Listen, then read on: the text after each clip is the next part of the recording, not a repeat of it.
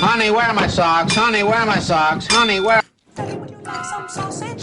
Daddy, would you like... Fucker! You fucker! Fucker! Oh! Huh? What the f... Hello again everyone, this is Bionic Slime. I'm your online voice for reviews of your choice, and this is another installment of BS Reviews. Going down the list of the Dragon Ball Z movie franchise, I am continuing my anime reviews of the Dragon Ball Z movies with movie number 3, The Tree of Might, the Ocean Dub version. Dragon Ball Z Tree of Might is brought to you by Funimation and Pioneer, the original producers of this film, in the dub version, that is, the Ocean Dub. And the original director is Daisuke Nishio. Art director is Yuji Akidiya. Animation director Minoru Maeda. Original story by Akira Toriyama. Stars the dub talent of Ian Corlett, Saffron Henderson as Gohan, Scott McNeil as Piccolo, Legacy, Raisin, Daisu, and Oolong, Terry Claassen as Krillin, Ted Cole as Yamcha, and introducing new villains, as I already mentioned, Daisu, Legacy, and Raisin, Paul Dobson as Armand, and Ward Perry as Turles. The plot of Tree of Might. During a camping expedition, Gohan, Bulma, and Krillin discover a dragon who Gohan affectionately names Icarus, who befriends them after saving his home from a forest fire that they recovered using the Dragon Balls. The fire was actually caused by a miniature probe that was dispatched by a mysterious spaceship that is containing a group of aliens who wish to plant a strange tree called the Tree of Might. What it basically does is that it roots itself into the core of the planet that it's inhabiting, and then drains the entire planet dry of all life, both organic and otherwise, and leaves it into a dead, desolate wasteland, taking this energy and then focusing it into the form of fruit. The person who eats this fruit will become more powerful than even God. And the person who plans to do this is Turles, a mysterious Saiyan warrior who shares an insanely, ridiculously weird resemblance, almost identical resemblance to Goku. And he is followed by a gang of minions who wish to help him plant a Tree of Might on Earth, destroy the planet, and eat the fruit to become more powerful than anything else in the world. Goku is warned by King Kai, and him, along with Tien, Gohan, Yamcha, Piccolo, and the other Z fighters, rush to stop Turles, destroy the Tree of Might, and save planet Earth before it's too late. Review of the plot of Tree of Might. This actually sounds very similar to another anime series. Sailor Moon had a very similar plot like this with the Doom Tree saga. The major difference, for one thing, is that the Doom Tree was in another dimension, and the Tree of Might here is on planet Earth. Plus, Tree of Might actually acted much quicker, and then sucked up the energy from the planet a lot faster than how the Doom Tree did. It was a very slow-moving process. Then again, this is a very short movie as opposed to a long-running series. Anywho, this is a pretty simple, straightforward plot. Bad guys come, bad guys do something, Goku's got to stop them. This one seemed to get to it a little bit more quicker than other ones, but the one thing I really liked about the story is the fact that almost right away from the very beginning, the Earth is already doomed. It pretty much hits it right off the bat by having the planet getting drained and sucked the life out of by this tree. And they know that once it's already rooted, it's almost pretty much too late. So it's kind of neat that you already have the doomsday already happening right at the very beginning of the film. And I really wish they would have gone on more about this, but I found it really interesting that Turles, the main villain of the film, shares an strangely odd resemblance to Goku, and it's been the much about topic discussion for many Dragon Ball Z fans over the web for many years. There's never been any explanation as to what Turles really is, if he's related to Goku. We know he's a Saiyan warrior. There's been some rumors flying around that he was cloned after they discovered that the son of Bardock, which was Kakarot, was so weak that they wanted to try and salvage some sort of Saiyan potential out of him, so they cloned him, and the clone was Turles, whichever version you prefer, because he's been called many things. But that's just internet rumor, so believe it or whether you're not, there's never been any explanation. But this is an interesting movie, as I said, because it goes pretty quickly into the Doomsday scenario, and you're already pretty much brought with the endgame right away. So it's kind of neat to have the story unfold from there. Review the characters. The characters kind of went down pretty quickly, and that's saying something. Someone on the internet read once that there's a constant habit sort of pattern to Dragon Ball Z movies. Bad guy comes, Goku fights, everyone else gets their asses kicked, Goku gets beat, but then comes back from behind with a miracle victory, and he always loses his shirt somehow. That kind of follows here. The problem with the characters used in here is that they're kind of cut down too quickly.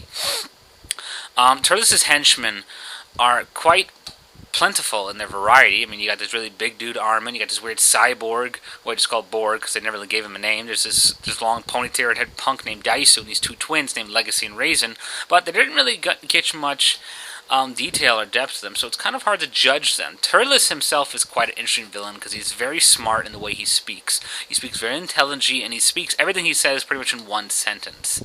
I mean, he gets right to the point, and he doesn't dick around with what he's talking about. And I think he has a very cool, dark, and kind of heartless kind of voice, and I like that in him much more than the replacement voice of Chris Patton in the Dragon Ball Z movie for him in the Funimation dub. Goku gave a really good performance. I felt there with Ian Corlett here. I didn't really care for Peter Kelamis as Goku in the previous Dragon Ball Z Dead Zone and World's Strongest film, so I really liked the way he did here. I was also impressed with Yamcha here. I think he had some really good performances here, and I'm glad he was more involved. It's usually just Krillin and Piccolo who end up popping up.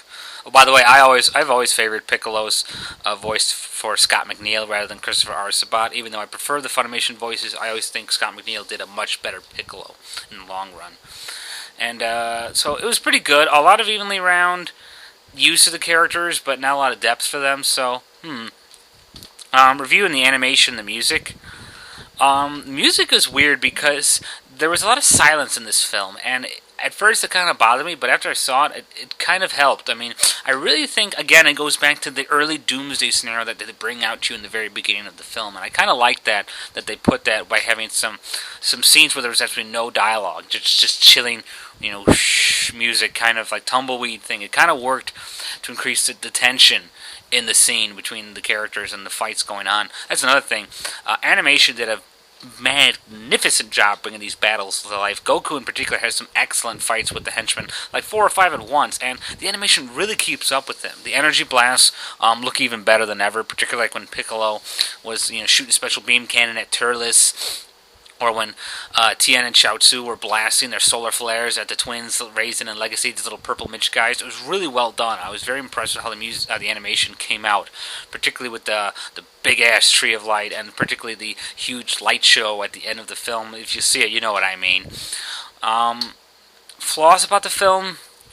Out of the 3 Funimation Ocean dub films, I'm afraid this one kind of suffers from the most flaws. And this is really weird. I don't know if anyone else has noticed this. This might just be me, but here's something weird I noticed. I saw the 3 Ocean dub Dragon Ball Z movies on Cartoon Network's DBZ movie marathon with Moltar. Here's the thing. I've seen it enough times to know pretty much all the lines and dialogue inside and out. When I bought the DVD of the Uncut Tree of Might, the entire dialogue track was completely revised. Every single word, even the simple lines from "Hey, I can help him," were completely changed with new dialogue. Same voice actors as the Ocean dub, but every single word was completely changed. And it was kind of upsetting because it kind of ruined some of the good stuff about the original version. For example, there's a scene where Piccolo shoots a special beam cannon right at Turles' fingertips, and it does absolutely jack shit. And Turles just goes, "You singed my fingernails," and it really looks good because it freaks the shit out of Piccolo. Now, with the replacement dialogue, Turles just goes, "Ooh, hot and spicy." It's like, what? That doesn't make any sense. Another problem with this film is that, as I said, it jumps way too quick in the cutting down the characters. Yamcha, Tien, and Krillin are beaten much more fast than usual. The fights end much more quicker when Goku actually goes to fight Turles. There's very little description or depth with the henchmen, and not like they needed huge, Bible-long backstories, but a little information would be nice. I don't know if it's just a glitch in how the dialogue was ended up that way, but I was really upset that all the dialogue was completely revised, and I really wasn't happy with that. Also, as I said before, this movie kind of rushes things by the fact that, while they don't really explain a lot. They just kind of rush you into it. The whole pattern thing I said with Goku losing his shirt and all that shit, it kind of goes a little too quickly, and I was kind of disappointed in that. So, anyway, I'm rambling again. I said pretty much all I feel I can say on this piece. Bottom line, Dragon Ball Z Tree of Might is still one of the best of the Dragon Ball Z movies in terms of the quality, even though that I prefer the other two, and this one is loaded with flaws. It's still a good film.